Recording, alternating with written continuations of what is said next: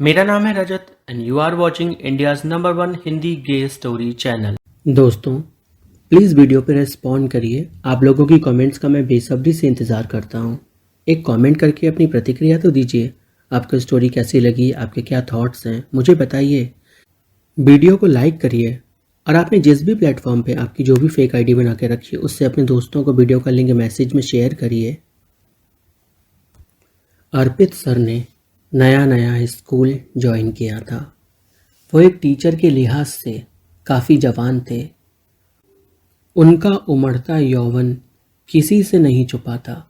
जवानी तो उनके सामने नतमस्तक हो चुकी थी। वो उन्हें रूप रंग में सबसे यौवन बना रही थी। उनके कटीले नैन नक्श किसी को भी मोह ले वो ऐसे हो गए थे। और उनकी वो मदमस्त कर देने वाली चाल जिस पे हर किसी का दिल फिदा हो जाए वो तो पूछो ही मत। बस दिल की धड़कन बढ़ा जाता था जब भी वो पास से गुजरते थे। ऐसा कुछ उनका स्वभाव था। अर्पित सर को देख के स्कूल की टीचर्स पागल हो गई थीं। जिनसे वो बात करते थे वो उनके गुणगान गाया करती थी और जिनसे वो बात नहीं करते थे वो उनसे चिढ़ती रहती थी। पर मैं गारंटी देता हूँ हर रात उन सब टीचर्स के सपने में अर्पित सर जरूर आते होंगे। आखिर वो थे ही दिखने में इतने स्मार्ट, हॉट एंड हैंडसम। उनकी वो कसी हुई शर्ट उनकी छाती से हमेशा चिपकी रहती थी।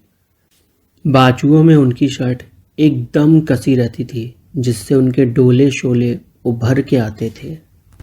वो अक्सर हाफ शर्ट ही पहनते थे और अपनी बगलों को हमेशा साफ रखते थे। क्या गजब के दिखते थे वो। उनके बारे में बताते हुए ही मेरे मुंह में पानी सा आ रहा है। उधर वहीं दूसरी ओर नयन सर, वो भी कुछ कम नहीं थे। वो भी एकदम हॉट थे पर वो ज़्यादा किसी से बात नहीं करते थे और अर्पित सर और उनके बीच में तो शायद ही बात होती थी। शुरुआत में क्योंकि नयन सर कम बोलते थे और अर्पित सर हद से ज़्यादा।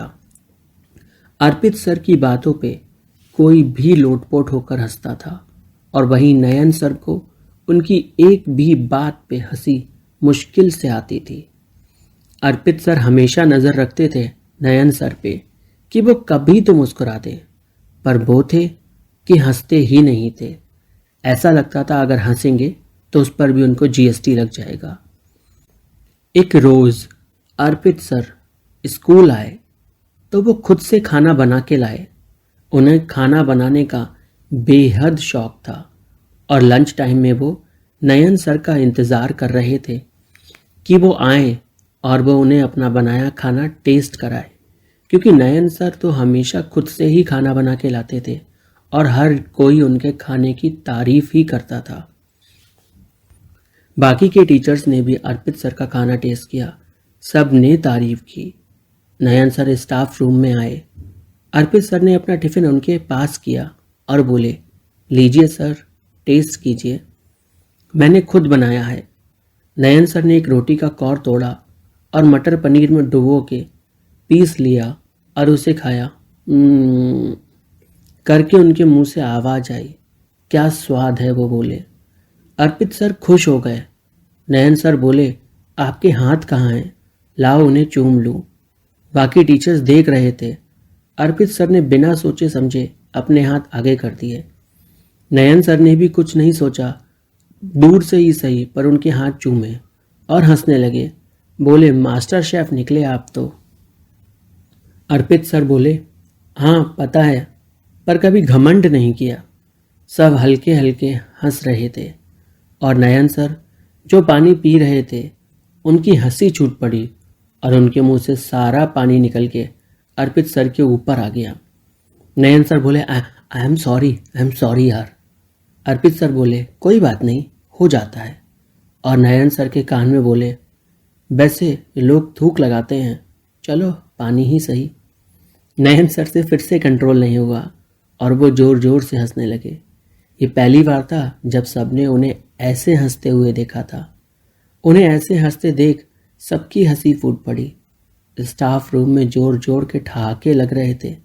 बच्चे बाहर बेचारे समझ ही नहीं पा रहे थे कि आखिर अंदर चल क्या रहा है।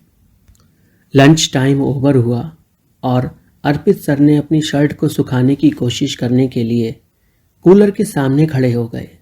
वो शर्ट को लगातार हवा लगा रहे थे, एक दो बटनें खोलकर। नयन सर उनके पास गए और बोले, हवा यहाँ पर नहीं, हवा तो वहाँ लगा के मज़ा आता है, ट्राई करके देखो। अर्पित सर ने शर्मा के नयन सर की तरफ देखा और आंख मारी। नयन सर सबसे नज़रें चुराकर ऐसे करके अर्पित सर को चले गए। अर्पित सर और नयन सर की अब जाके दोस्ती हुई थी पूरे 6 महीने के बाद। एक रोज़ अर्पित सर अपनी क्लास में पढ़ा रहे थे कि तभी नयन सर ने उन्हें एक्सक्यूज़ कर क्लास में आए और टेबल पे नोटबुक्स रख के बोले, पीरियड ओवर हो जाने के बाद डिस्ट्रीब्यूट कर लेना। वो जा रहे थे कि अर्पित सर नयन सर के कान में बोले, बस बच्चों को ही दोगे, हमें कब दोगे। नयन सर शर्मा के चले गए। अब तो इन दोनों के बीच मस्ती मजाक बहुत कॉमन सा हो गया था। नयन सर की जो पर्सनैलिटी थी शांत रहने वाली, वो बदल रही थी। वो अब मुस्कुराने भी लगे थे और अपना प्यार दूसरों पे लुटाने भी लगे थे। सभी से मुस्कुरा के बात करने लगे थे वो अब।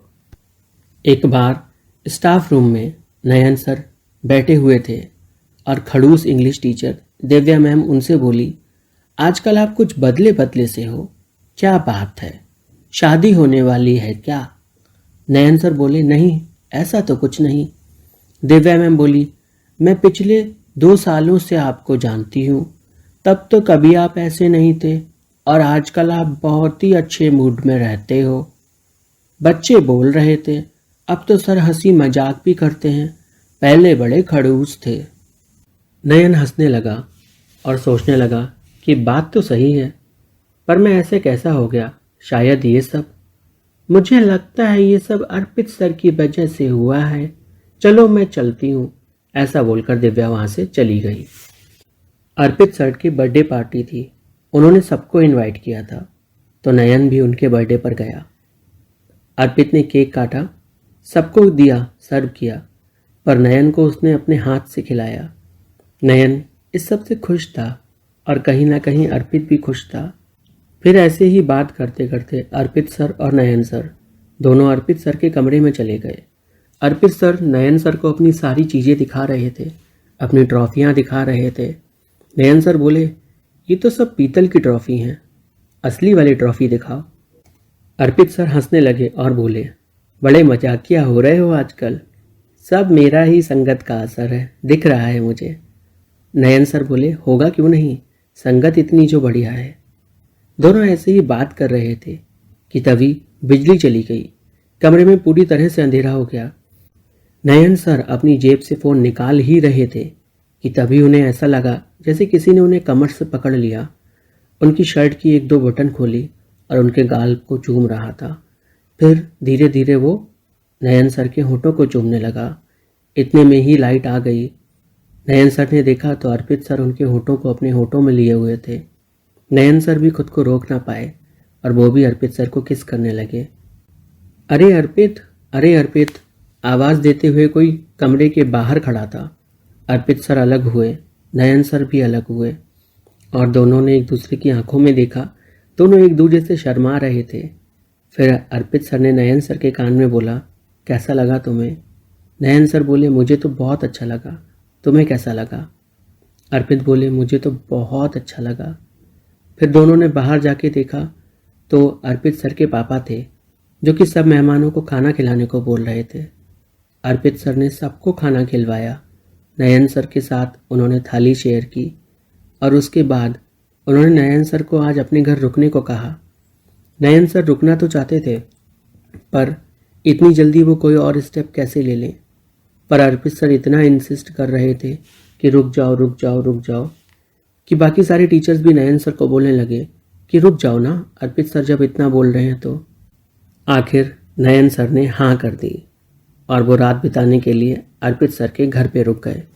कहानी में आगे क्या हुआ जानने के लिए चैनल को सब्सक्राइब करिए, वीडियो को लाइक करिए दोस्तों, प्लीज़ लाइक करो यार, और इसको कहीं पर भी शेयर करो।